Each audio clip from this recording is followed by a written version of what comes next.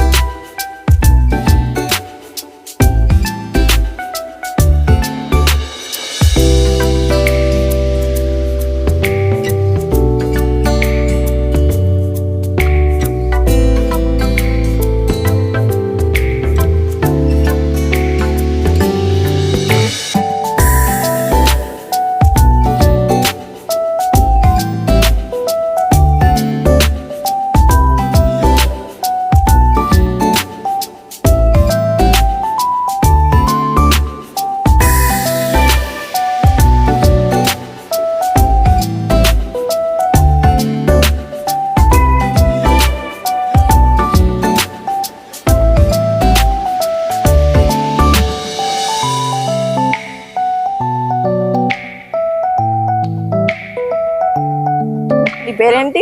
మాణిక్యాలరావు అండి. మాణిక్యాలరావు గారు, పల్లెటూరులో వేసవకాలం ఎలా ఉంటుంది? బాగుండిద్దండి. తాటికాయ ముంజలు తీసుకుని రోజు చిన్నప్పుడు రోజు 2 తాళ్ళు ఎక్కి కోసుకుని తినేవాళ్ళం. బాగుండేది. వేసవకాలం అనేది తెలిసేది కాదు. అసలు ఎవుల కాళ్ళు 10 మంది వచ్చేవాళ్ళు చెట్టు చుట్టూ. పైన చెట్టు ఎక్కి కోసి దిగి వచ్చేదానికి కాయలు కింద కాయలు అయిపోయి మళ్ళీ ఇంకో చెట్టు ఎక్కి ఇంకో పైనుండి 4 కాయలు తిని దిగి వచ్చేవాళ్ళం. కిందకు వచ్చేదానికి ఉండేవి కాదు. సమ్మర్ లో ఎవుల కాళ్ళు సెలవులకు వచ్చినోళ్ళు ఊరు నుంచి ఇక్కడ పల్లెటూరు వాతావరణం అందరూ వచ్చి తినేవాళ్ళం బాగా. వాళ్ళు అసలు ఎక్కేవాళ్ళు లేరు, తినేవాళ్ళు లేరు పెద్దగా. ఎప్పుడో ఎట్టాగే చెదురు మొదరుగా ఎక్కుతున్నారు వాళ్ళు. అది ఇటువరకు బాగా బాగా ఫేమస్. ఎలా తినాలో చెప్పండి. అది ఇలా తీసుకుని తినాలండి. ముంజలు తీసే కన్నా ఇలా తింటేనే బాగుండుద్ది. పైన బెరుడు తీయకూడదు, తీయకుండా తింటే మంచిది అసలు ఆరోగ్యానికి. మనం ముంజలు సిటీలో కొనుక్కుంటే దానికి శుభ్రంగా తీసిస్తారు కదా, ఇలాంటి దానికి ఉన్న బెరడు లాంటిది మనం ప్రతిసారి ఒలుచుకుంటే ఇలాంటి చాలా టైం పడుతుంది. అది తిన్నట్టు కూడా అనిపించదు అనమాట ఇలా తింటాం అలవాటు అయితే.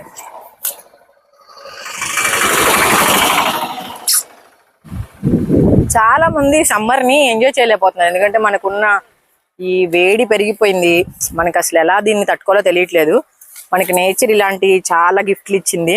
సో ఇలాంటివన్నీ మనం తినేసి సమ్మర్ ని ఫుల్ ఎంజాయ్ చేయాలి.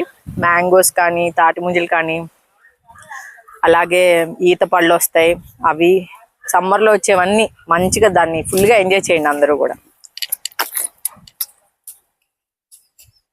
సూపర్ గా ఉంది ఫ్రెండ్స్. ఇలాంటి మరిన్ని వీడియోస్ కోసం నా ఛానల్ని లైక్ చేయండి, షేర్ చేయండి, సబ్స్క్రైబ్ చేయండి. మరొక మంచి వ్లాగ్తో మళ్ళీ కలుసుకుందాం.